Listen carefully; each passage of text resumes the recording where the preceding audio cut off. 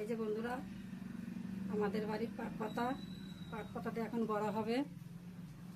আলু সিদ্ধ দিয়েছি, আলু সিদ্ধ দিয়ে তারপরে এর মধ্যে একটু বেসন দিতে হবে।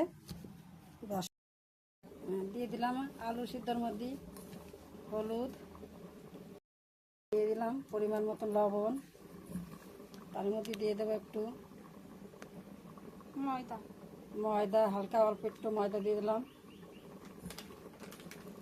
এখন জল দিয়ে এখন এই ব্যাটারে গোলায় নেব। দিয়ে দিচ্ছে এখন পাতা দিয়ে ভালো করে মেখে তারপরে বড়াটা ভেজে নেব। দিয়ে দিলাম এখন কড়াইতে সাদা তেল বড়াটা ভাজার জন্য। এই বড়ার মধ্যে দিয়ে দিচ্ছি একটু লঙ্কার গুঁড়ি,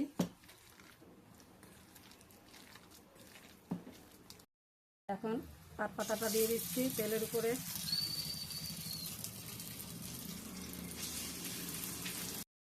ঠিক আছে, এখন উল্টাই দিচ্ছি বড়াটা।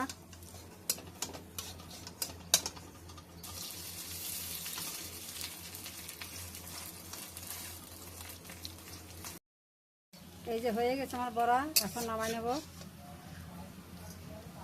এই যে নামাই নিলাম। কেমন লাগছে তোমরা সকলে একটু বলো, কেমন হয়েছে সেটা কমেন্টে বলো।